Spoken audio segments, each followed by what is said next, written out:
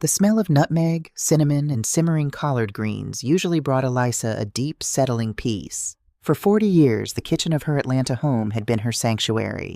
It was a modest but sturdy house in a neighborhood that had seen generations of Black families grow, thrive, and move on. At 68, Elisa's knuckles were swollen with arthritis, a quiet souvenir from 4 decades of wrestling patience, pushing stretchers, and working brutal 12-hour night shifts as a registered nurse at Grady Memorial Hospital.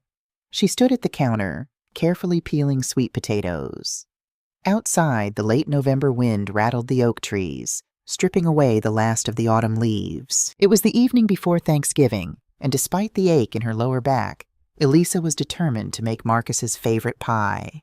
Marcus, her only son, the boy she had raised entirely on her own after her husband walked out when Marcus was just 3 years old. She had traded her youth, her sleep, and her own dreams to ensure Marcus never felt the sting of poverty. She had paid for his college, celebrated his tech startup, and welcomed his wife, Sarah, into this very house with open arms. "You're pressing too hard on the knife, Mama. You'll slip and cut yourself." Elisa didn't startle, but her shoulders stiffened. Sarah stood in the doorway of the kitchen, her arms crossed over her pristine, cream-colored cashmere sweater. At 38, Sarah was a woman who curated her life the way a museum curator arranges an exhibit. Everything had to look flawless from the outside, but beneath her polished exterior, there was a chronic, simmering dissatisfaction. "I've been peeling potatoes since before you were born, sweetheart," Elisa said, keeping her tone light, though she carefully set the knife down. "I know my way around a blade." Sarah offered a thin, tight smile that didn't reach her eyes. She walked into the kitchen, her heels clicking sharply against the linoleum. She bypassed Elisa entirely and walked straight to the gas stove. "You left the burner on again, Mama," Sarah sighed, a heavy theatrical sound. Elisa frowned, turning around. "What? No, I didn't. I turned it off after I took the greens off the boil 10 minutes ago." Sarah reached out and twisted the knob. The soft hiss of gas stopped. She looked at Elisa, her head tilted in a portrait of suffocating pity. "It was on low, Mama. The flame was barely visible, but the gas was running. I could smell it from the hallway. You really need to be more careful. What if Maya had come down here and lit a candle?" A cold knot formed in Elisa's stomach. She stared at the burner. She was a nurse. Her entire professional life had been built on meticulous attention to detail. Dosages, IV drips, vitals. You don't survive 40 years at Grady by being careless. She distinctly remembered turning the black knob until it clicked. She remembered wiping the surface right after. "I turned it off, Sarah," Elisa said, her voice firmer this time. "Mama, please," Sarah said, her voice dripping with artificial gentleness. "There's no need to be defensive. We all forget things as we get older. It's natural, but we just have to be honest about it." Before Elisa could argue further, the front door opened and shut with a heavy thud. Heavy footsteps echoed in the hallway. Marcus walked in, loosening his tie. He looked exhausted. At 42, the stress of the last 2 years was etched deeply into his face. His tech startup had collapsed during the pandemic, and though he claimed to be consulting now, Elisa knew he was struggling. She let them live in her house rent-free to help them get back on their feet. "Hey, Mom. Hey, babe," Marcus muttered, kissing Sarah on the cheek before opening the refrigerator. "Smells good in here. What's going on?" "Nothing," Sarah said quickly, casting a sideways glance at Elisa. "Just reminding Mama to double-check the stove." She left the back burner running again. Again. The word hung in the air like a drop of poison. Marcus stopped rummaging in the fridge and looked at his mother. The expression on his face wasn't anger. It was a devastating cocktail of pity and exhaustion. "Mom, really? We talked about this. That's the second time this week." "Marcus, I did not leave that burner on," Elisa said, stepping forward, her heart beating a little faster. "I turned it off. I wiped the grate. Look at the towel. It's still damp." "Mom, it's fine," Marcus said, holding up a hand as if to fend off a toddler's tantrum. "Just let Sarah handle the cooking tonight, okay? Why don't you go rest in the living room and watch some TV?" Elisa looked from her son to her daughter-in-law. Sarah's face was a mask of angelic concern, but her eyes held a cold, unyielding glint of victory. The psychological warfare had been escalating for months. First it was her house keys. She always kept them in the ceramic bowl by the door, but suddenly they were turning up in the laundry room, or buried in the couch cushions. Then it was her medication. Pills she swore she hadn't taken yet were missing from her weekly organizer. Every time, Sarah would be the one to find the misplaced items or point out the error. Every time, Marcus would sigh that same heavy sigh. "You're slipping, Mom. It's just age." "Where is Maya?" Elisa asked, changing the subject because she knew she couldn't win an argument against the two of them. "Upstairs, glued to her phone as usual," Marcus grumbled, taking a beer from the fridge. "She's 19, Mom. Don't expect her to come down until she's hungry." Elisa wiped her hands on her apron, her mind racing. She wasn't crazy. She knew she wasn't. But the constant drip, drip, drip of their gaslighting was beginning to erode her confidence. When a lie is told enough times, by the people you love the most, the brain starts to betray itself. She untied her apron and walked out of the kitchen, the joy of the holiday completely drained from her bones. 2 days later, on a crisp Friday morning, Marcus insisted on driving Elisa to her routine medical checkup. This, too, was a new development. Elisa had been driving herself to Dr. Sterling's office for 20 years. She still had perfect vision with her glasses and a flawless driving record. But Marcus had insisted, claiming it was on his way to a client meeting. The ride to the clinic in downtown Atlanta was thick with tension. Marcus gripped the steering wheel of his Audi, a car he could no longer afford, so tightly his knuckles were white. He was aggressively chewing a piece of gum, his jaw ticking. "You seem stressed, Marcus," Elisa noted quietly, watching the city skyline loom closer. "Is work okay?" "Work is fine, Mom. It's just complicated right now. The economy is a mess," he snapped defensively. Then, catching himself, he softened his tone. "I'm just worried about you, that's all. Sarah and I have been talking. These memory lapses, they're getting worse. We need Dr. Sterling to do a proper cognitive screening today." Elisa's blood ran cold. "A cognitive screening? Marcus, I just forgot where I put my reading glasses once. And the stove, and the keys. And last week you called Sarah by Aunt Viv's name," Marcus listed, staring straight ahead at the traffic. "Aunt Viv passed away 3 years ago. I simply misspoke because Sarah was wearing a perfume that smelled exactly like hers," Elisa argued, her voice trembling with suppressed indignation. "I am sharp as a tack, Marcus. Don't you dare try to paint me as some senile old woman." Marcus sighed. "Nobody is painting you as anything, Mom. We just want to be prepared. If it's early onset Alzheimer's or dementia, we need to know so we can make arrangements." Arrangements. The word echoed in the confined space of the car. Elisa turned her head to look out the window, her jaw set tight. She didn't speak for the rest of the ride.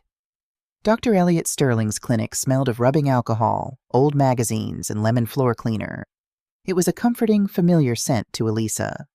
Dr. Sterling was a distinguished, silver-haired black man in his late 60s. He had been a resident at Grady when Elisa was a senior floor nurse.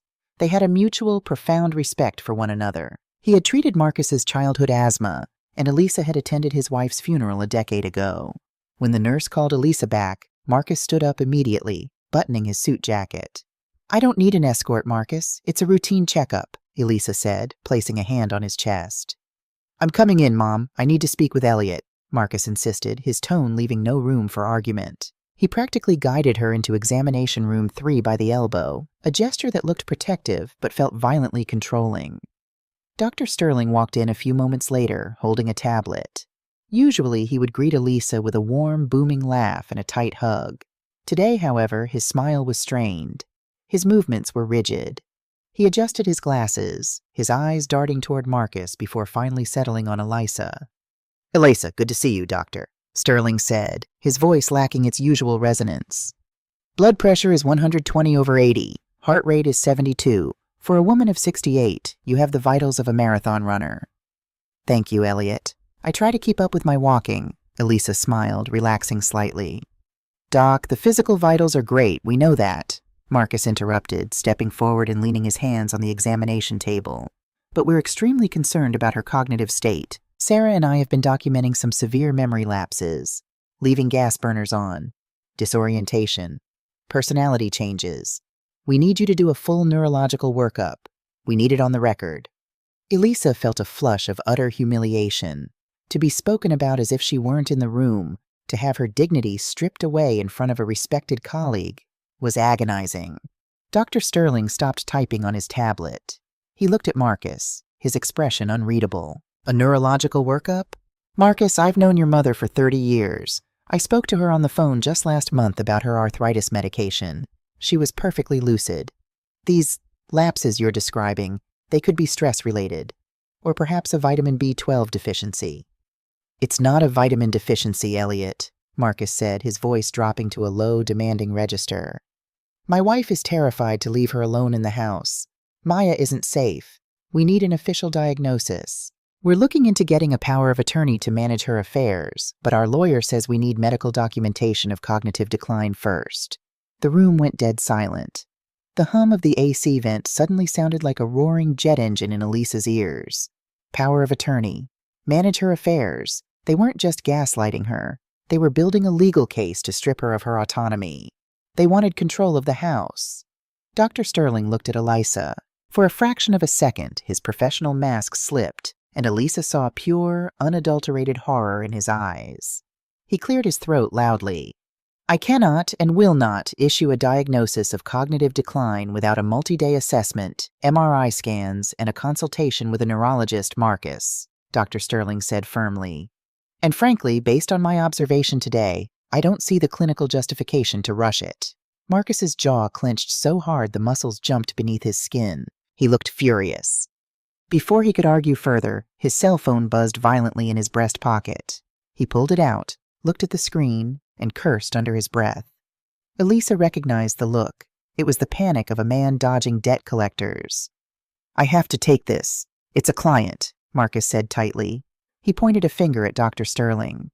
We are not done with this conversation, Doc. Set up the neurologist referral. Marcus stepped out into the hallway, pulling the heavy wooden door completely shut behind him. The moment the latch clicked, the atmosphere in the room shifted violently. Dr. Sterling dropped his tablet onto the counter with a loud clatter. He didn't speak. He moved with a sudden, frantic urgency. He grabbed his prescription pad and a pen, his hands visibly shaking. Elliot? What is it? What's wrong? Elisa whispered, her nurse's instinct immediately sensing his panic.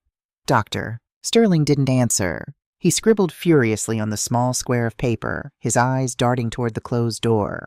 He ripped the paper from the pad, folded it twice into a tiny square, and stepped right up to Elisa. He grabbed her purse from the chair beside her, unzipped the side pocket, and shoved the folded paper deep inside. He grabbed both of Elisa's hands, squeezing them so hard it sent a jolt of pain through her arthritic joints. Listen to me, Elisa, doctor, Sterling whispered, his voice trembling. His face was inches from hers, his breath smelling of stale coffee. Marcus came to see me privately 2 days ago. He didn't want a referral. He offered me $10,000 under the table to sign a predated affidavit stating you have advanced aggressive dementia. Elisa stopped breathing. The clinical, brightly lit room seemed to spin. What? He's broke, Elisa. He owes money to dangerous people. Sports betting. The tech company didn't just fail. He gambled away the remaining investor funds, Dr. Sterling whispered rapidly, his eyes terrified. They are trying to put you in a state-mandated conservatorship. They want to sell your house to clear his debts. Sarah is the one orchestrating the paperwork. Elisa felt as if the floor had completely dropped out from beneath her. Her own son. The boy she had starved for so he could eat. The boy she had protected from a cruel world was now the monster at her door. Why? Why didn't you call the police? She choked out, a tear finally escaping her eye. Because he threatened my family, Elisa, Dr. Sterling said, his voice breaking. He knows about my son's legal troubles from years ago. He said he'd ruin my practice and put my boy back in jail if I didn't cooperate. I told him no, but he's desperate. He's going to find a dirty doctor who will sign those papers. And once they get conservatorship, you lose all your human rights. You become a ward of the state, controlled by him. The doorknob rattled. Dr. Sterling leaped back, snatching his stethoscope and placing it against Elisa's chest just as the door swung open. Marcus walked back in, sliding his phone into his pocket. He looked agitated. Everything good in here? Marcus asked, his eyes narrowing suspiciously at the two of them. Just finishing up listening to her heart, Dr. Sterling said, his voice miraculously steady, though Elisa could feel the erratic, hammering rhythm of her own pulse beneath the cold metal of the stethoscope. Everything sounds perfectly normal, Marcus. I suggest you ensure she gets plenty of rest and hydration. I will look into the neurologist referral. See that you do, Marcus said coldly. Let's go, Mom. Elisa stood up. Her legs felt like lead. She looked at Dr. Sterling. The old doctor gave her a single, almost imperceptible nod. The ride home was a blur of traffic lights and Marcus's one-sided complaints about the incompetence of the medical system. Elisa sat frozen in the passenger seat, her hands clutching her leather purse so tightly her nails dug into her palms. Inside that purse was a piece of paper that had just destroyed her entire reality. When they finally pulled into the driveway, Sarah was waiting on the porch, holding a mug of tea. She smiled warmly as Marcus helped Elisa out of the car. "How is the doctor, Mama?"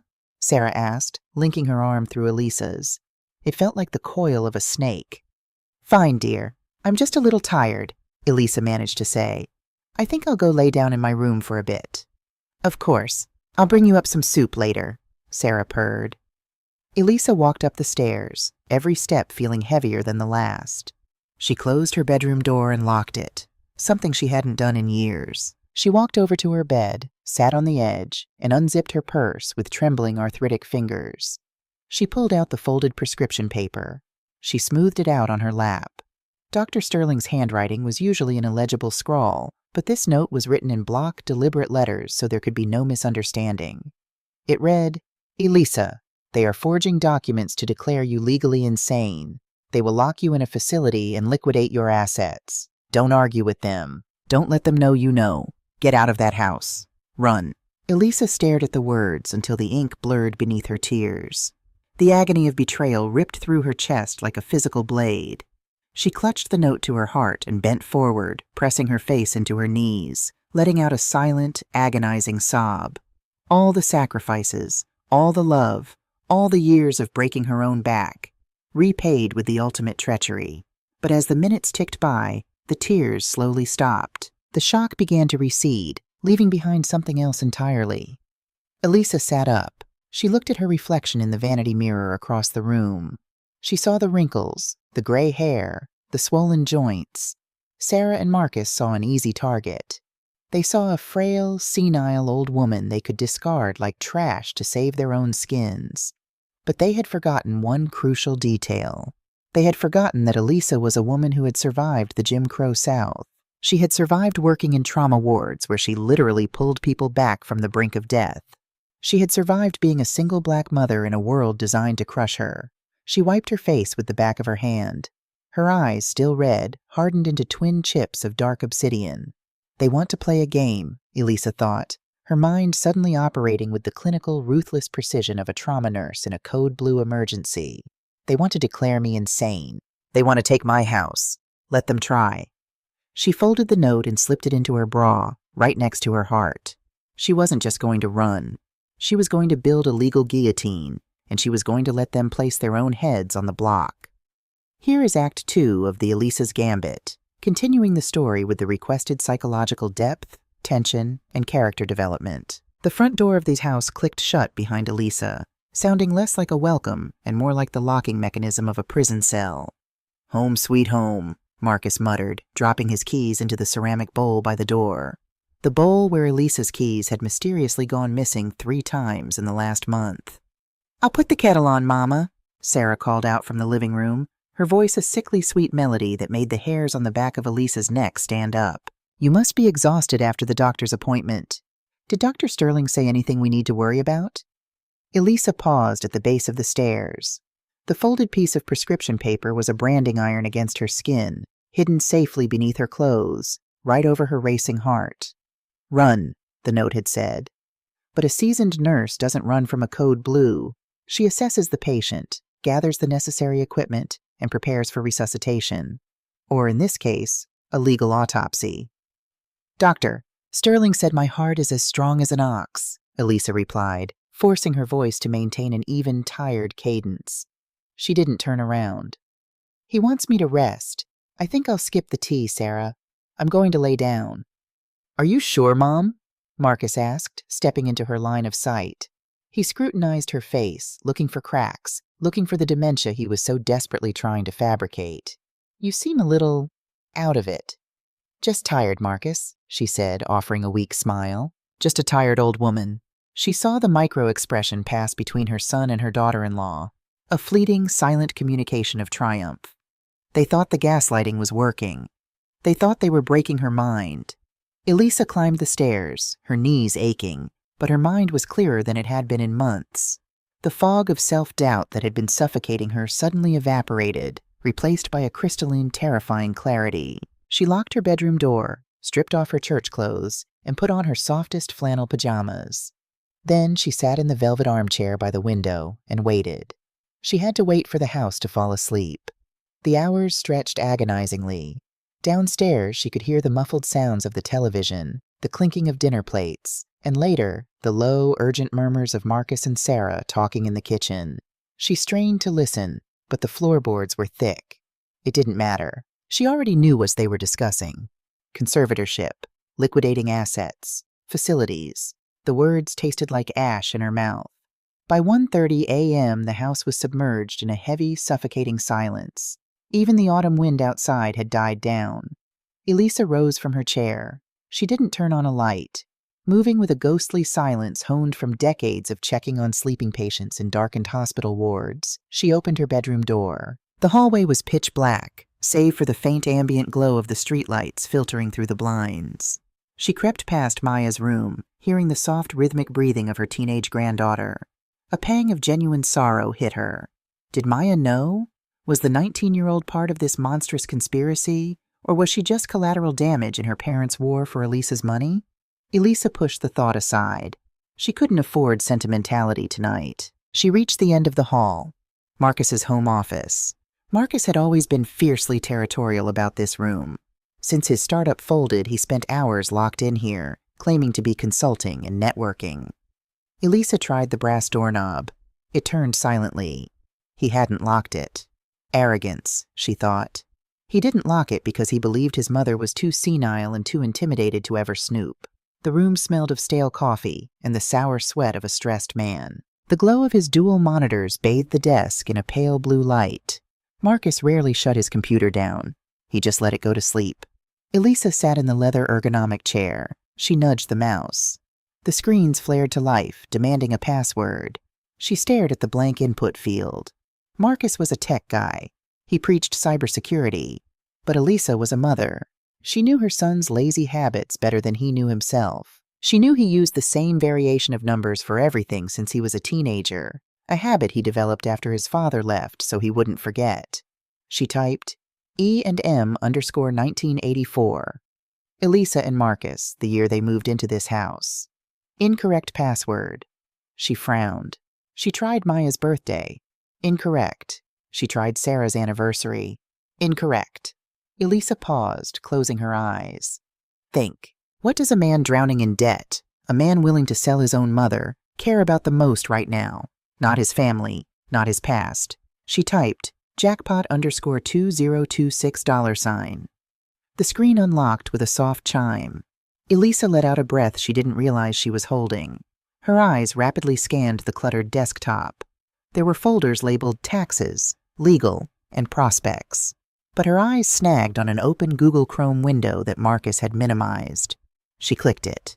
It was an online portal for a high-stakes offshore sports betting syndicate based in Costa Rica. The dashboard flashed in aggressive neon colors. In the top right corner, an account balance was displayed in bold, unforgiving red numbers, minus $148,500. Elisa covered her mouth to stifle a gasp. $148,000. Dr. Sterling was right. Marcus wasn't just struggling. He was sinking in a concrete block of debt. Beside the browser window, a PDF document was open. Elisa clicked on it. It was a scanned copy of a foreclosure final warning from the bank, addressed to Marcus for a secondary property investment he had never told her about. "You fool," Elisa whispered to the empty room. "You absolute arrogant fool." But the financial ruin wasn't the worst of it. Elisa minimized the browser and noticed another application running quietly in the system tray at the bottom right of the screen. The icon looked like a small camera lens. She clicked it. A security program named Blue Iris expanded across the dual monitors. Elisa's blood turned to ice. The screen was divided into 4 live video feeds. One showed the front porch, one showed the backyard. But the other two feeds were inside the house. One camera was angled perfectly to capture the entire kitchen, including the gas stove. The other was positioned in the living room, focused directly on the side table where Elisa kept her weekly pill organizer. They had bugged her own home. Elisa's hand trembles over the mouse. She navigated to the playback tab. The system had recorded weeks of footage. She clicked on a file dated 2 days ago, the day of the gas burner incident. The video loaded. She watched herself on the screen, standing at the stove, peeling sweet potatoes. She watched herself turn off the burner, wipe the grate with a towel, and walk out of the frame. The kitchen was empty for exactly 3 minutes. Then Sarah entered the frame. The video had no audio, but the visual was damning enough. Sarah looked around the kitchen, her face devoid of the sweet, caring mask she wore when Marcus or Elisa were present. She walked directly to the stove. With deliberate, calculated precision, Sarah reached out and twisted the knob of the back burner just enough to let the gas flow without igniting a large flame. Then Sarah walked to the doorway, put on her mask of exaggerated concern, and called out, "You left the burner on again, Mama." Elisa hit pause. Her stomach violently rebelled. She had to swallow hard to keep from vomiting. The sheer malice of it, the cold-blooded orchestration to make a woman doubt her own sanity, was a violation worse than physical violence. She clicked another file, dated last week. The living room feed. Elisa watched herself fall asleep in the recliner. Sarah crept into the room, opened Elisa's pill organizer, and removed 3 blood pressure pills, slipping them into her own pocket. Later that evening, when Elisa woke up, Marcus was there, angrily asking why she wasn't taking her medication, holding up the half-empty organizer as proof of her declining mental state. "My God," Elisa breathed. The betrayal was total. It was absolute. She pulled her smartphone from her pocket. Her hands were shaking so badly she almost dropped it. She opened the camera app and began recording the computer screen, meticulously capturing the offshore betting debt, the foreclosure notice, and then playing back the security footage of Sarah turning on the stove and stealing the pills. She made sure to record the timestamps in Marcus's computer desktop to prove where she found it. When she had captured everything, she closed the windows, locked the computer, and carefully wiped the mouse and keyboard with the sleeve of her pajamas. She left the office, walking back down the hallway like a ghost. She didn't return to her bedroom. Instead, she went into her ensuite bathroom and locked the door. She sat on the edge of the porcelain bathtub, and the adrenaline that had been keeping her upright suddenly vanished, leaving a gaping black void in its wake. The panic attack hit her like a freight train.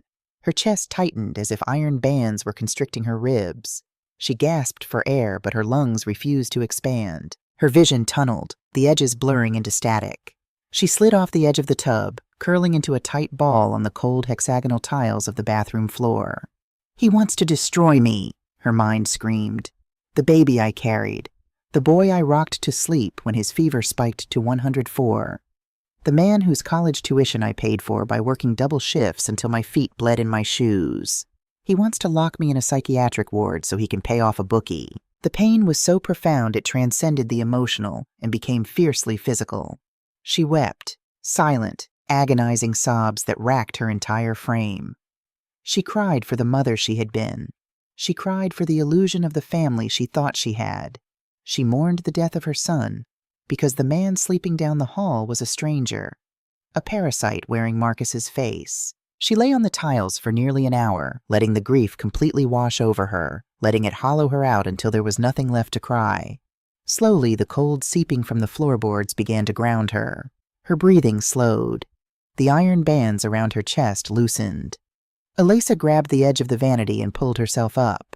She turned on the brass faucet and splashed freezing water onto her face. She reached for a towel and patted her skin dry. Then she looked at herself in the wide bathroom mirror. Her eyes were bloodshot and swollen. Her dark skin looked ashen under the harsh fluorescent vanity lights. She looked like a victim. She looked exactly like the broken, senile woman they needed her to be. Elisa stared at her reflection until the image began to shift. Behind the tired eyes and the graying hair, she saw the 22-year-old nursing student who had stood up to racist doctors. She saw the 30-year-old single mother who had threatened to break a landlord's jaw when he tried to evict them unjustly. She saw a woman whose ancestors had survived atrocities Marcus couldn't even fathom. "I am not prey," she whispered to the mirror. Her voice was raspy, but the tremor was gone. The grief was gone, burned away by a cold, radiating fury. It wasn't a hot, screaming anger. It was the icy, calculated wrath of a woman who realizes she holds all the cards in a game her opponents don't even know they are playing. They wanted a war for her estate? Fine. But Elisa wasn't going to fight them in the mud. She was going to bury them in it. She walked out of the bathroom and pulled a small, sturdy leather duffel bag from the top of her closet. She didn't pack much. She packed exactly what a tactical retreat required. First, the essentials, her remaining medications, her toothbrush, 3 changes of comfortable, respectable clothes. Next, the artillery. She opened the false bottom of her jewelry box and pulled out the fireproof envelope. Inside was her birth certificate, her social security card, the original deed to the house, and, most importantly, the sealed legal documents regarding the ancestral land in the suburbs, the $3 million secret Marcus knew nothing about. She zipped the bag shut. Elisa walked over to her nightstand, pulled out a piece of personalized stationery, and uncapped her fountain pen.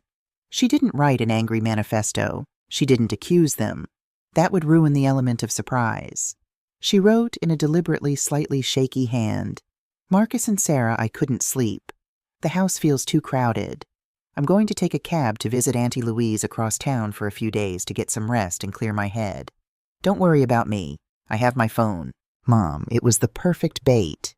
Auntie Louise didn't exist. She was a code name Elisa used years ago for a battered women's shelter she used to volunteer at. Marcus wouldn't know that.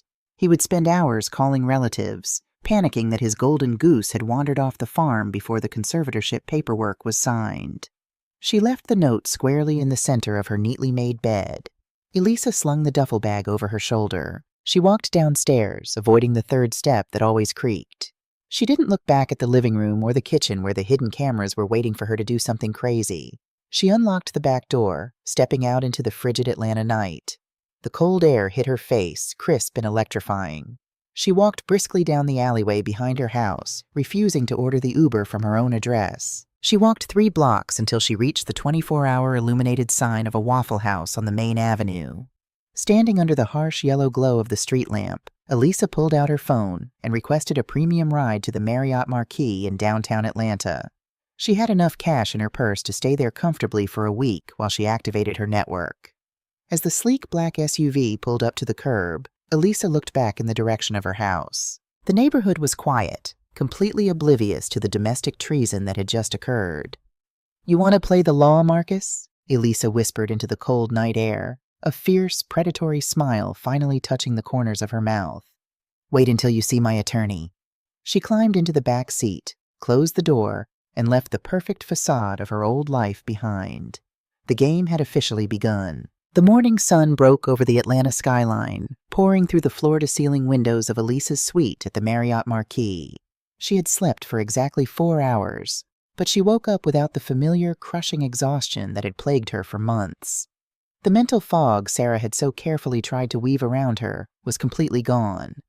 In its place was a sharp, diamond-hard clarity.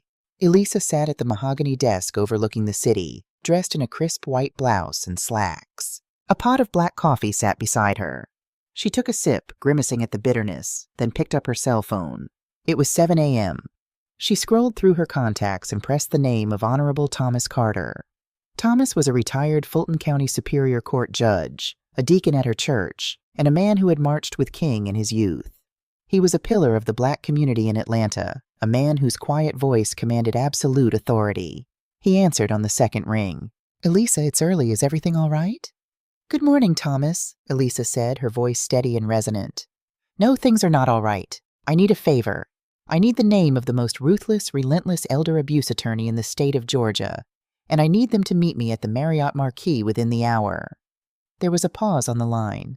The seasoned judge didn't ask foolish questions. He heard the steel in her tone. "Are you in physical danger, Elisa?" "Not anymore, but my assets and my autonomy are under attack." By Marcus. A heavy sigh crackled through the speaker. "Lord have mercy, I'll make the call, Elisa. Her name is Evelyn Vance. She's a barracuda in a tailored suit. Do you have evidence?" "More than enough," Elisa replied. "Thank you, Thomas." By 8:30 a.m., Evelyn Vance was sitting on the velvet sofa in Elisa's suite. Evelyn was a striking black woman in her late 40s, wearing a sharp navy blue pantsuit, her hair pulled back into a severe bun. She didn't offer empty sympathies. She simply opened a legal pad, uncapped a Mont Blanc pen, and said, "Tell me everything, Mrs. Caldwell. Leave no stone unturned." For 45 minutes, Elisa laid out the entire conspiracy. She detailed the missing keys, the gas stove incident, the stolen blood pressure medication, and the horrifying confrontation in Dr. Sterling's office. Finally, she handed Evelyn her phone and played the video she had recorded of Marcus's computer screen, the $148,500 gambling debt, the foreclosure notice, and the hidden camera footage of Sarah sabotaging the kitchen. Evelyn watched the footage twice. Her expression remained professionally neutral, but her eyes narrowed with a predator's focus. "They are incredibly arrogant and astonishingly stupid," Evelyn said, setting the phone down. "They've committed multiple felonies here, Mrs. Caldwell. Wire fraud, attempted theft by deception, and unauthorized surveillance in a private domicile where a reasonable expectation of privacy exists. What they are attempting to do with the conservatorship is a classic gaslight and grab maneuver." "Can they still get the conservatorship if I'm not in the house?" Elisa asked, a trace of anxiety finally bleeding into her voice. "Not easily. Because you left before they could get a corrupt physician to examine you in their controlled environment, they have no medical basis," Evelyn explained. "If they petition the court now, you will appear alongside me. We will present independent psychiatric evaluations proving your complete lucidity. The judge will laugh them out of the courtroom. But simply defending yourself isn't enough, is it?" "No," Elisa said, her jaw setting. "I spent my entire life building a safety net for that boy. If he wants to tear it down, I want him to fall. I want complete control over my estate, and I want them out of my house." Evelyn smiled, a sharp, dangerous curve of her lips. "Then we don't just block the conservatorship. We bait them into committing a verifiable act of fraud on paper. We let them dig the hole so deep they can't climb out. But to do that, you need to maintain the illusion that you are confused and vulnerable. You need to keep them on the hook." Right on cue, Elisa's phone buzzed on the glass coffee table. It was the 40-second text message from Marcus since she had left. "Mom, you are scaring us. You're clearly having an episode. Come home right now, or I am calling the police and issuing a silver alert. We know you are sick." "What do I tell him?" Elisa asked. Evelyn leaned forward. "Respond with exactly this. I am safe. I am taking a few days to rest at a hotel because my head feels cloudy. Do not call the police, it will only confuse me more." This gives them hope. It makes them think your mental state is genuinely deteriorating, which will force them to accelerate their timeline and make mistakes. Elisa typed the message and hit send. It felt like dropping a match into a powder keg. 10 miles away, the atmosphere inside the Caldwell house was toxic. 19-year-old Maya stood at the top of the stairs, listening to the muffled sounds of chaos emanating from the kitchen. Since her grandmother had vanished in the middle of the night, the house had felt like a tomb waiting for a body. Downstairs, Marcus was pacing the hardwood floor like a caged animal. He was holding a glass of Maker's Mark whiskey, though it was barely noon. Sarah was sitting at the kitchen island, gnawing on her manicured thumbnails, her perfect facade completely shattered. Maya hated this. She hated the tension, and more than anything, she hated the creeping, nauseating feeling that her parents were lying to her. For weeks, Sarah had been telling Maya that Grandma Elisa was losing her mind. "She forgot your name yesterday, Maya. She almost burned the house down." Maya had believed them because it was easier than confronting the reality of her grandmother aging. But Grandma Elisa hadn't seemed crazy to Maya. She had just seemed terribly sad. Seeking comfort, Maya slipped away from the stairs and walked down the hall to Elisa's bedroom. The room smelled faintly of lavender and vanilla lotion. The bed was made perfectly. Maya walked over to the armchair by the window and sat down, pulling her knees to her chest. She just wanted her grandmother to come home and make everything normal again. As she shifted in the chair, her foot brushed against something under the bed frame. She frowned, kneeling on the rug, and reached underneath the heavy wooden frame of the mattress.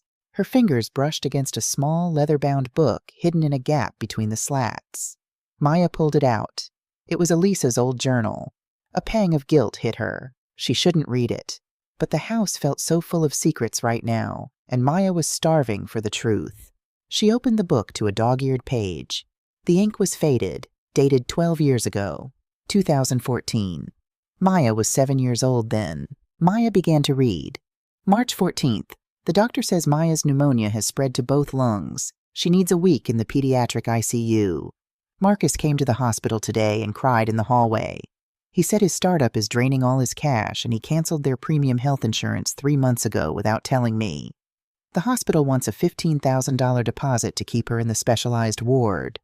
I didn't yell at him. There's no time for anger when my baby girl is fighting for breath. I went to the blood bank this morning and sold my plasma.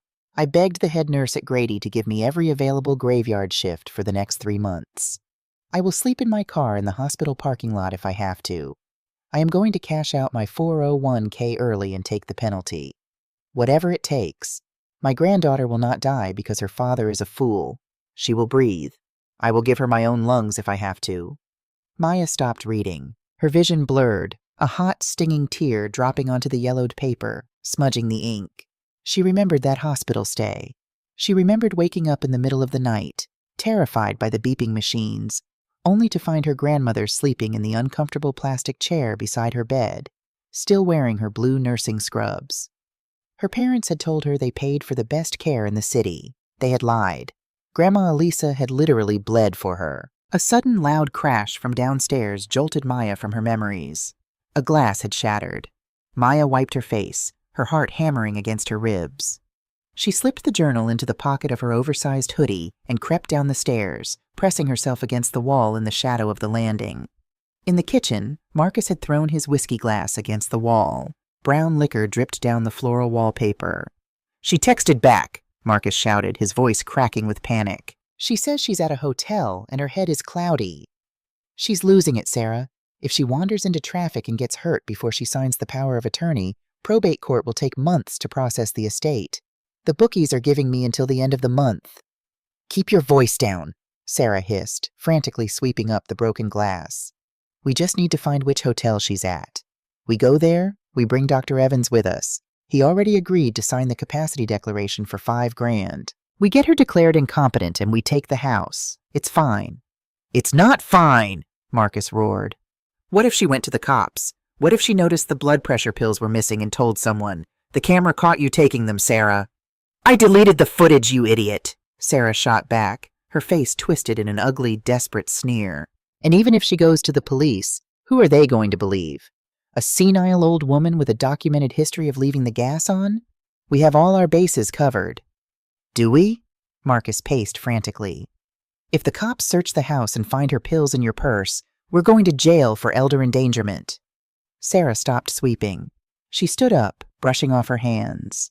The look in her eyes was so cold, so devoid of human empathy, that Maya felt a physical chill run down her spine. "If the police get involved," Sarah said, her voice dropping to a terrifyingly calm whisper, "we tell them Maya took the pills."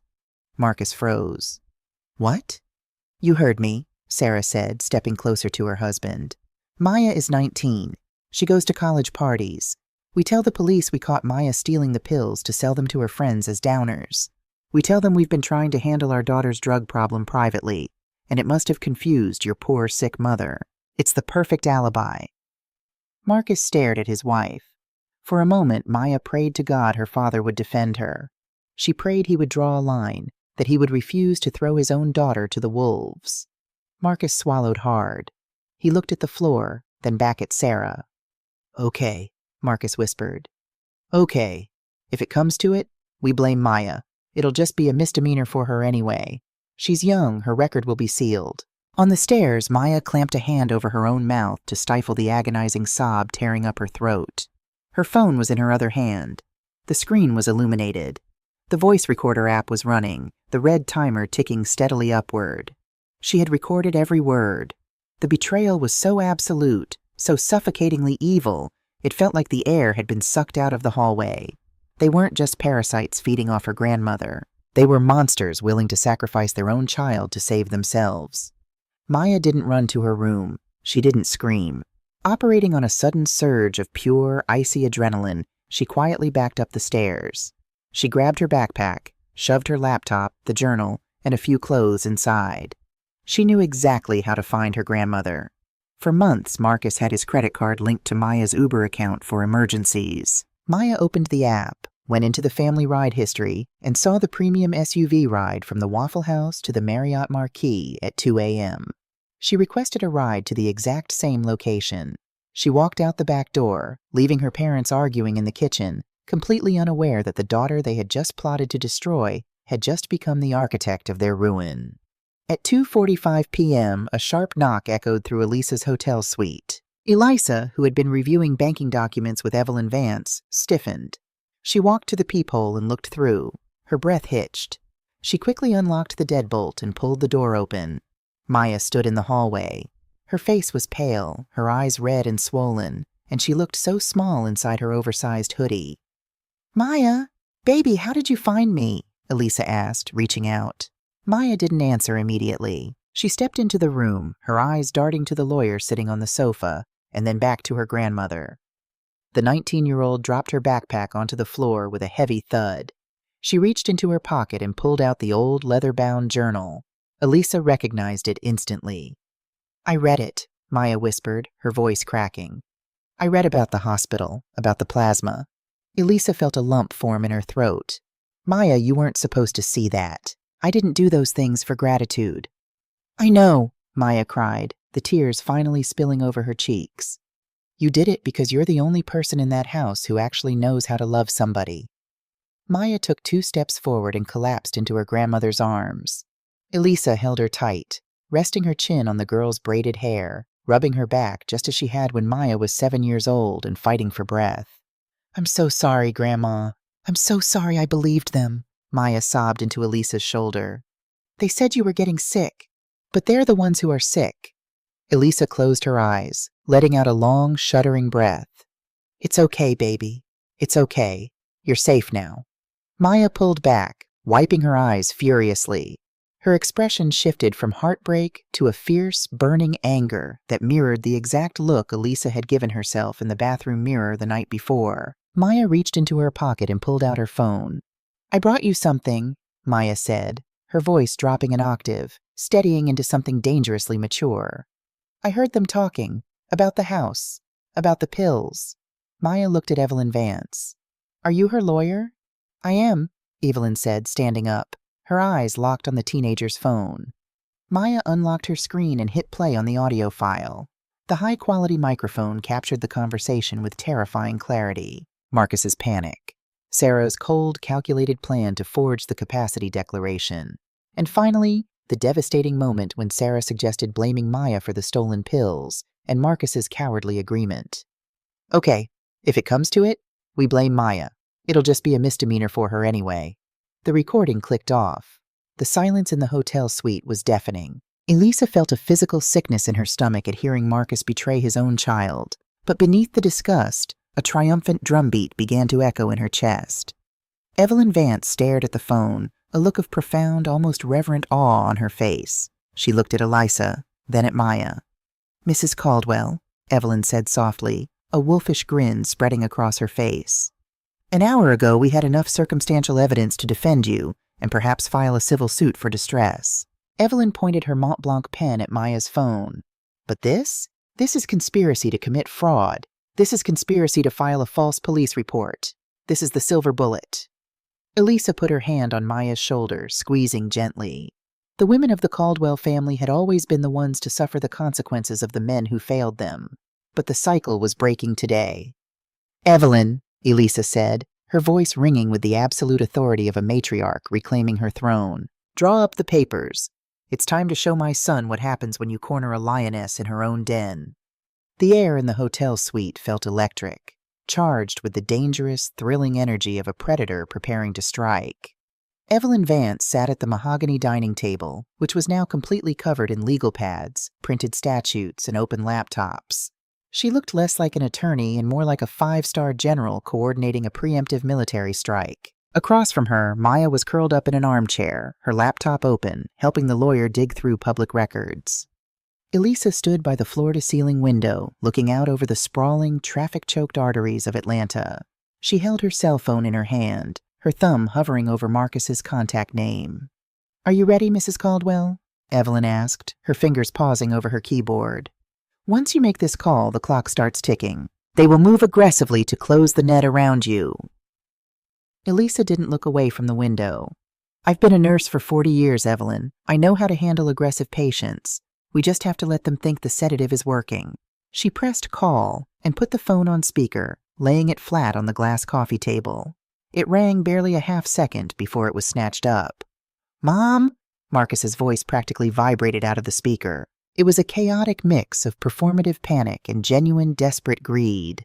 Elisa closed her eyes. She let her shoulders slump, physically adopting the posture of a defeated, frightened woman.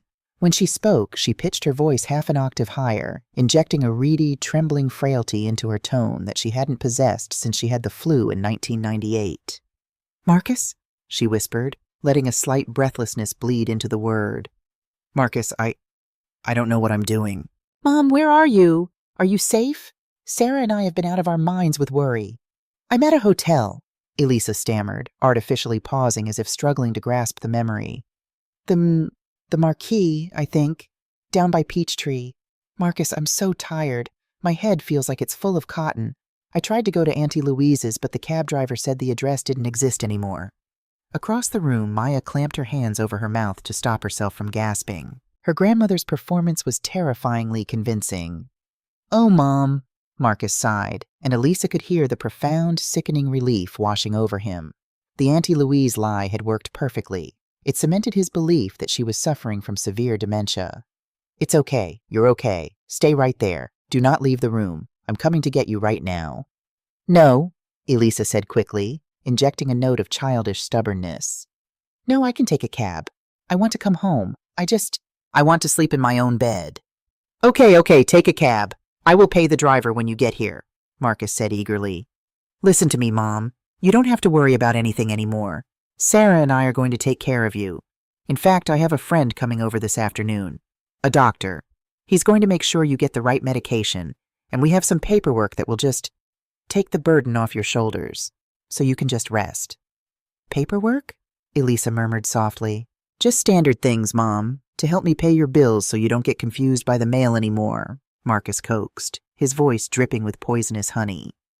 Just come home. Okay, Marcus, I'm coming home. Elisa reached out and tapped the red end call button. The instant the line went dead, her posture snapped back into perfect, rigid alignment. The frail, trembling persona vanished, replaced by the cold, calculating matriarch. He took it, Elisa said, looking at Evelyn. He's bringing the doctor and the paperwork to the house this afternoon. Perfect, Evelyn said, her eyes gleaming. She turned to Maya. Maya, on the audio recording, your mother mentioned a Dr. Evans. Do you know anything about him? Has he been to the house before? Maya shook her head, her brow furrowed in concentration. No, he's never been to the house. But wait, Dad left a business card on the kitchen island a few days ago. I moved it to wipe the counters. It said Arthur Evans, Holistic Psychiatry and Wellness. Evelyn's fingers flew across her keyboard. Arthur Evans, let's see what the Georgia Composite Medical Board has to say about our good doctor. For 2 minutes, the only sound in the room was the rapid clacking of keys. Then Evelyn stopped. A slow, dark smile spread across her face. Oh, Marcus, you absolute amateur, Evelyn chuckled, shaking her head. Mrs. Caldwell, I believe we have our fourth act twist. Elisa walked over to the table. What is it? Evelyn turned the laptop around. The screen displayed a public disciplinary record from the Florida Department of Health. Arthur Evans is not a licensed psychiatrist in the state of Georgia. In fact, he's not a licensed physician anywhere. His medical license was permanently revoked in Florida 3 years ago for running a pill mill and committing Medicare fraud. He served 18 months in federal prison. Elisa stared at the screen.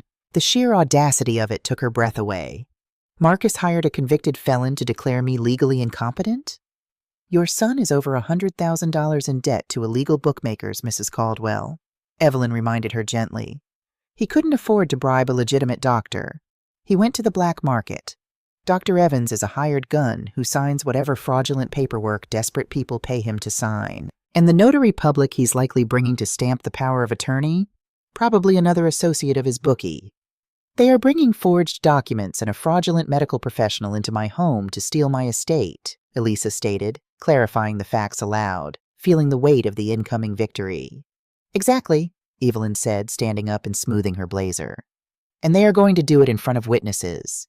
Maya, I need you to stay here at the hotel. It is imperative that your parents do not know you are part of this until the trap springs. I want to see their faces when they realize they're caught, Maya protested, standing up. You will, Elisa assured her granddaughter, touching her cheek. But Evelyn is right. If Marcus sees you, he might panic and back out before he presents the fraudulent paperwork. We need him to hand me that pen.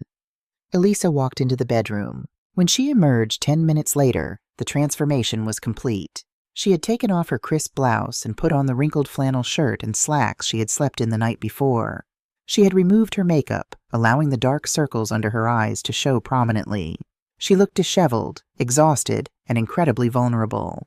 It's time, Elisa said, picking up her worn leather purse. Evelyn grabbed her own sleek briefcase. I will be waiting in an unmarked car 2 houses down. Honorable Carter is coordinating with his contacts in the precinct. The moment you text me a single period, we breach the front door. Elisa nodded. The fear that had paralyzed her in Dr. Sterling's office felt like a distant, fading memory. She felt like a soldier stepping onto a battlefield where she had secretly planted all the landmines.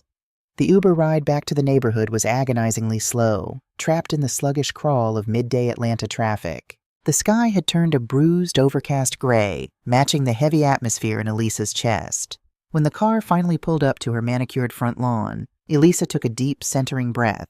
She opened the door and stepped out. The front door of the house swung open before she even reached the porch steps. Sarah rushed out, practically running down the concrete pathway. Mama, oh, thank God! Sarah cried, throwing her arms around Elisa in a tight, suffocating embrace. Elisa had to physically clench her jaw to prevent herself from shoving the woman away. Sarah smelled of expensive floral perfume and underlying nervous sweat. Come inside, Mom, it's freezing out here, Marcus said, standing in the doorway. He looked completely ragged. The stress of the last 24 hours had aged him 5 years. But as he looked at Elisa's rumpled clothes and bewildered expression, a glint of predatory triumph flashed in his eyes. He thought he had won. They ushered her inside, closing and locking the heavy wooden door behind her. The living room had been rearranged. The coffee table was cleared of magazines and decorative candles. In their place sat a thick stack of legal documents with little yellow sign here tabs sticking out of the edges. Sitting on the floral sofa were 2 men. The first was a heavy-set man in a cheap, poorly fitting gray suit. His collar was tight around his thick neck, and he had the greasy, nervous complexion of a man who lived his life looking over his shoulder. He held a faux leather briefcase on his lap. The second man was younger, wearing a golf shirt and khakis, nervously spinning a brass notary stamp on the table.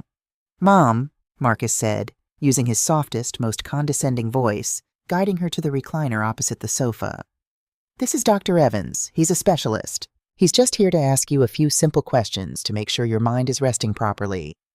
Dr. Arthur Evans leaned forward, offering a smile that was entirely devoid of warmth. Hello, Mrs. Caldwell. Marcus has told me you've been having a tough time lately. A little confused, a little forgetful. It happens to the best of us. Elisa looked at the disgraced, convicted felon sitting on her couch, pretending to be a medical authority. It took every ounce of her willpower not to spit in his face. Instead, she let her hands tremble slightly in her lap and looked at the floor. I just forget things sometimes. Of course you do, Evans cooed patronizingly. He pulled a clipboard from his briefcase. I just need to do a standard baseline cognitive test. Mrs. Caldwell, can you tell me what year it is? It's 2024, Elisa whispered, deliberately shaving 2 years off the current date. Over by the archway, Sarah let out a soft, theatrical sigh of pity. Marcus nodded at Evans, a silent, "See? I told you." And who is the President of the United States? Evans asked, scribbling something on his clipboard. Elisa gave him the name of the previous president. Evans smiled and capped his pen. He turned to Marcus. Well, Marcus, the cognitive decline is quite evident, as we discussed.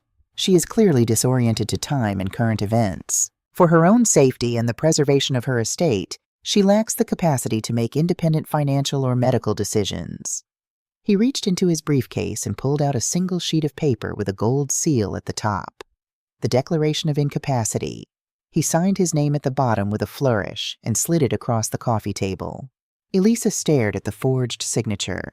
It was the key to her cage, manufactured for a few $1,000s. Marcus let out a heavy breath, playing the part of the burdened, tragic son to perfection. He walked over to the coffee table and picked up the thick stack of legal documents. "Mom," Marcus said, kneeling in front of her recliner so they were eye to eye. He held the papers out. "Dr. Evans agrees with us. You're sick, but you don't have to worry. This is a durable power of attorney. It gives me the legal right to pay the mortgage, handle your bank accounts, and make sure you get into a nice, safe facility where they can watch you 24/7. Elisa looked from the papers to Marcus's face. She searched his eyes, desperately looking for a flicker of guilt, a shadow of the little boy who used to make her macaroni necklaces for Mother's Day. But there was nothing there. Just the cold, desperate hunger of a man trying to save himself at her expense. "Does this mean I lose the house, Marcus?" she asked, her voice cracking perfectly. "No, Mom," Marcus lied smoothly, not breaking eye contact. "It means we save it. It stays in the family. I promise." The younger man in the golf shirt, the fake notary, slid a heavy black ballpoint pen across the glass table. "Just need you to sign where the yellow tabs are, ma'am. Then I'll stamp it, and we're all done." The snare was set. The bait had been taken. The perpetrators were gathered in the center of the room, weapons drawn, completely oblivious to the fact that they were standing on a trap door. Elisa slowly reached out with her right hand. Her fingers brushed the cool plastic barrel of the pen. She picked it up. She looked at the first page. Grant of general power of attorney to Marcus T. Caldwell. With her left hand hidden deep inside the pocket of her flannel pants, Elisa unlocked her smartphone. Her thumb found the text message thread with Evelyn Vance. She didn't look at the screen. She just hit the spacebar twice, creating a single period, and pressed send. Elisa brought the tip of the pen down until it hovered exactly 1 millimeter above the signature line. "Marcus," Elisa said softly, the trembling completely vanishing from her voice, replaced by a tone as cold and hard as a granite tombstone.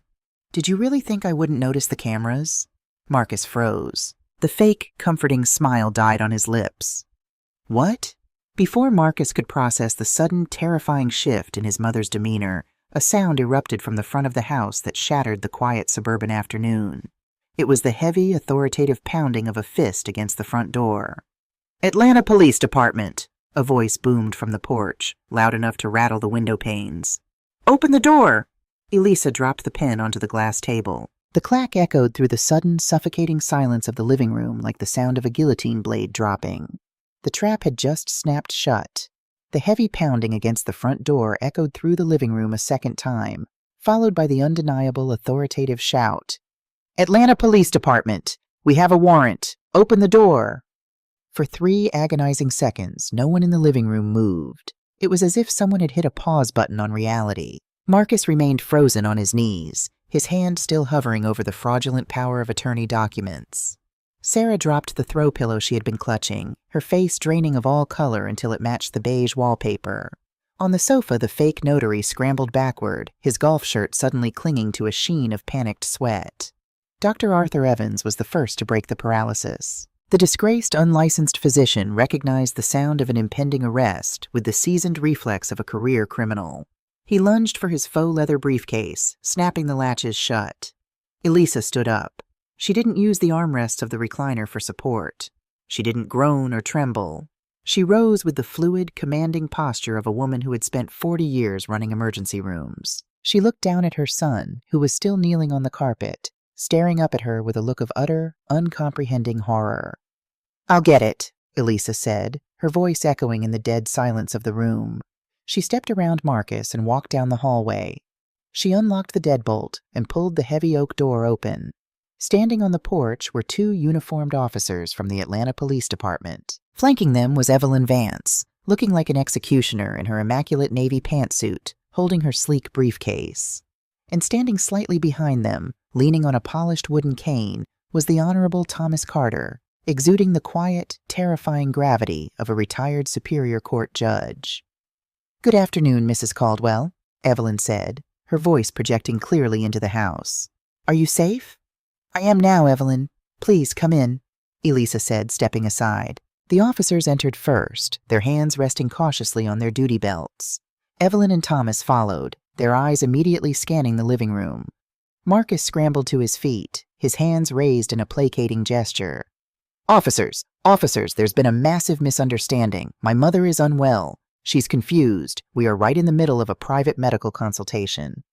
Save your breath, Mr. Caldwell, Evelyn Vance cut in, her voice slicing through his lies like a scalpel. She didn't look at Marcus. Her predatory gaze was locked entirely on the man sitting on the sofa. Arthur Evans, Evelyn said, stepping into the center of the living room. Florida medical license number 44902, permanently revoked in 2021. You are currently in violation of your federal parole by crossing state lines, and you are sitting in my client's home attempting to execute a fraudulent medical affidavit to facilitate elder fraud. Evans's face turned the color of spoiled milk. He dropped his briefcase. I was just consulting. Officer, Judge Carter spoke for the first time. His voice wasn't loud, but it possessed a rumbling baritone that demanded absolute obedience. I believe you have an active federal warrant for that man's arrest, and you might want to check the notary stamp his young friend is holding. I suspect you'll find it belongs to a deceased individual or is entirely fabricated. The fake notary didn't even try to lie. He threw his hands up in the air. I just print things. He paid me $300 to stamp the paper. I don't want any trouble. You're both under arrest, the lead officer said, stepping forward with handcuffs unclipped. Hands behind your backs. The metallic click-click-click of the handcuffs locking into place was the most beautiful music Elisa had heard in months. Marcus was hyperventilating. He looked wildly between the police, Evelyn, and finally, his mother. Mom! Mom, tell them to stop. You're sick. You left the stove on. You don't know what you're doing. I know exactly what I'm doing, Marcus, Elisa said. She walked over to the coffee table, picked up the unsigned power of attorney document, and tore it cleanly in half. She dropped the pieces onto the floor. And I know exactly what you were doing. I saw the hidden cameras on your computer. I saw your $148,000 debt to your Costa Rican sports bookie. I know you are facing foreclosure. Sarah let out a high-pitched, strangled gasp. She stumbled backward, bumping into the wall. You went into his office? You broke into my house, Sarah. Elisa turned her icy gaze to her daughter-in-law. You broke into my sanctuary. You crept into my kitchen and turned on the gas. You stole my blood pressure medication while I slept just to convince my son that my brain was rotting. Mom, no, that's crazy, Marcus yelled, his voice cracking, desperate to maintain the illusion even as the walls collapsed around him. She wouldn't do that. You're paranoid. Elisa didn't argue. She simply pulled her smartphone from her pocket. Maya had sent her the audio file before she left the hotel. Elisa pressed play, holding the speaker up for the entire room to hear. Sarah's cold, calculating voice filled the living room. If the police get involved, we tell them Maya took the pills. We tell the police we caught Maya stealing the pills to sell them to her friends as downers. We tell them we've been trying to handle our daughter's drug problem privately. Then came Marcus's voice, cowardly and compliant. Okay, if it comes to it, we blame Maya. It'll just be a misdemeanor for her anyway. The recording ended. The silence that followed was suffocating. Sarah covered her face with her hands, sliding down the wall until she was sitting on the floor, weeping hysterically. But they were not tears of remorse. They were the tears of a trapped rat. Marcus looked as though he had been physically gutted. Where did you get that? From Maya, Elisa said, her voice dropping to a low, lethal register. Your daughter. The daughter you were willing to throw into the criminal justice system to cover up your own pathetic failures. She heard everything. She brought the recording to me at my hotel this morning. Marcus staggered backward, bumping into the armchair. Maya knows, he whispered, the reality of his complete destruction finally setting in. He hadn't just lost his mother's money. He had permanently lost his child. Yes, she knows, Evelyn Vance interjected, stepping up beside Elisa. Mr. Caldwell, Mrs. Caldwell, my firm is officially taking over the protection of Elisa's estate. Because of your actions, I have already filed an emergency injunction prohibiting both of you from accessing any of her accounts.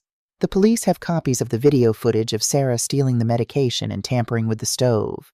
Those files, along with this audio recording, are currently being forwarded to the district attorney's office for criminal prosecution. Marcus looked at the two police officers, who were currently marching Dr. Evans and the fake notary out the front door. He looked at Judge Carter, who was glaring at him with supreme disgust. And then, like a cornered animal realizing it has no escape, Marcus's panic morphed into a vicious, ugly rage. Fine, Marcus screamed, his face turning a mottled, furious red. He pointed a shaking finger at Elisa. You win. You set us up. But it doesn't matter. Do you hear me? It doesn't matter. He laughed, a harsh, jagged sound devoid of sanity. You think you saved your precious house? You think you're so smart? I used this address as collateral on a secondary loan to cover my margins. The bank is going to foreclose on this place in less than 60 days. You're going to be out on the street anyway, Mom. You fought so hard just to keep a sinking ship. He looked at her with pure venom, hoping to see her break, hoping to inflict one final fatal wound. Elisa didn't flinch. She didn't cry. Instead, she looked at Evelyn Vance. Evelyn smiled, a sharp, wolfish grin. The lawyer opened her sleek briefcase and pulled out a thick manila envelope. She handed it to Elisa. Elisa took the envelope and pulled out a stack of crisp, legally bound documents bearing the official seal of a premier corporate law firm in Atlanta. She held them out so Marcus could see the title page. The Caldwell Maya Educational and Community Irrevocable Trust. What is that? Marcus spat, his chest heaving. You always thought you were the smartest person in the room, Marcus, Elisa said quietly. You thought because I was an old woman who spent her life wiping brows and changing bedpans that I didn't know how to build wealth. You thought this house and my pension was all I had. Marcus's eyes darted from the papers to his mother's face. The anger was suddenly replaced by a creeping, dreadful confusion. When your grandfather died, Elisa continued, her voice echoing with the weight of generations, he left me 30 acres of scrubland down in Clayton County. For 40 years it was just dirt and pine trees. I paid the property taxes and forgot about it. I never told you, because I knew if you knew about it, you'd try to sell it to fund your startups. Marcus stopped breathing.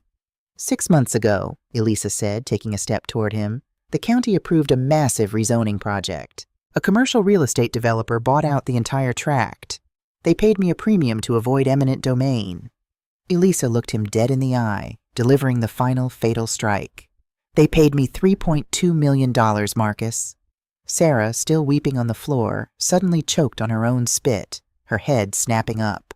Marcus literally swayed on his feet, his mouth opening and closing soundlessly. $3 million. You were so desperate to steal this old house to pay off a $150,000 debt, Elisa whispered, the absolute tragedy of his greed hanging in the air. If you had just been a decent son, if you had just come to me honestly and admitted you were failing, I would have written you a check to clear your debt. I would have saved you. I'm your mother. A tear finally escaped Elisa's eye, but it was not a tear of weakness. It was a tear of final mourning. But you didn't ask, she said. You chose to try and destroy my mind instead. You chose to sacrifice your own daughter. So yesterday afternoon, I moved every single penny of that $3 million into an irrevocable trust. She tossed the heavy legal document onto the coffee table. It landed with a heavy, definitive thud over the torn pieces of the fake power of attorney. Half of it is locked in a high-yield educational fund for Maya, which she cannot touch until she is 25, and which you have absolutely zero legal access to, Elisa declared. The other half is funding a nursing scholarship program for young black women at Grady Memorial Hospital. It is airtight. It is untouchable. You will never ever see a dime of it. Marcus fell to his knees. The physical weight of what he had thrown away, the unimaginable wealth, his family, his freedom, finally crushed him. He put his hands over his face and began to sob, a pathetic, broken sound. Elisa felt no pity. The well of maternal forgiveness had been completely drained. Evelyn holds the deed to this house now, Elisa said, looking down at the top of her son's head. She will handle the foreclosure. I don't care what happens to this building anymore. It stopped being a home the day you bugged it. She turned and walked toward the front door. Mom, please, Marcus begged to her back. Elisa stopped in the doorway. She looked at Judge Carter, who offered her an approving, deeply respectful nod. Then she looked back over her shoulder at the man she had raised. You have 24 hours to pack your things and vacate this property, Marcus. If you and Sarah are not gone by noon tomorrow, the police will return to arrest you for trespassing, adding to your impending fraud charges. Don't ever contact me or Maya again. She walked out the door, stepping into the cool Atlanta afternoon. She didn't look back. 2 years later, the May sunshine poured over the newly paved courtyard of the Elisa Caldwell Center for Senior Advocacy in downtown Atlanta. The air smelled of fresh paint, blooming magnolias, and the sweet scent of catered barbecue. Elisa stood at the podium, adjusting the microphone. At 70 years old, she looked vibrant. She wore a tailored emerald green suit that complemented her rich skin, and her silver hair was styled in an elegant, natural crown. She looked out at this crowd of over 200 people, local politicians, former nursing colleagues from Grady, and dozens of elderly citizens who had found legal and emotional sanctuary through the foundation she had built. Sitting in the front row, clapping louder than anyone else, was Maya. At 21, Maya was thriving. She was in her junior year of pre-law at Spelman College, her tuition fully paid by her grandmother's trust. The shadows of trauma that had haunted her eyes 2 years ago were gone, replaced by a fierce, driven intelligence. "Thank you all for being here," Elisa's voice boomed through the speakers, steady and full of life. "When I started this journey, I was told that aging was about fading away, about stepping aside and letting others make decisions for you. But I stand here today to tell you that there is no expiration date on your autonomy. There is no expiration date on your voice." The crowd erupted into applause. Elisa smiled, her eyes locking with Maya's. It hadn't been an easy 2 years, but it had been a cleansing one. The district attorney had offered Marcus and Sarah a plea deal to avoid a messy trial. They had both pleaded guilty to felony elder endangerment and conspiracy to commit fraud. Because it was their first major offense, they avoided prison time, but the collateral damage was absolute. Marcus was a convicted felon. He lost his consulting business, his credit was ruined, and his wages were permanently garnished to pay off his restitution and remaining debts. Sarah had filed for divorce 6 months into the ordeal, blaming him for everything. The last Elisa had heard through the grapevine, Marcus was working the night shift at a logistics warehouse, living in a cramped studio apartment. Sarah had moved back in with her own mother, working as a cashier. They had tried to write letters. They had tried to call. Elisa had returned every letter unopened and changed her number. She had amputated the infection, and in doing so, she had saved the rest of the body. "Family," Elisa continued, leaning into the microphone, "is not simply a matter of shared blood. Blood can be toxic. Real family is built on a foundation of mutual respect, of protection, and of unconditional truth. If someone demands your destruction as the price for their comfort, they are not your family. They are a trespasser." She looked at the ribbon stretched across the front doors of the center. "I built this center for those who feel invisible in their own homes, for those who are told they are losing their minds when they are simply losing their patience with being mistreated," Elisa said, raising a pair of oversized golden scissors. "This is for the survivors. This is for our future." She cut the ribbon. The crowd cheered, the sound echoing off the buildings, drowning out the noise of the city. Elisa stepped down from the podium and Maya immediately wrapped her in a fierce, joyful hug.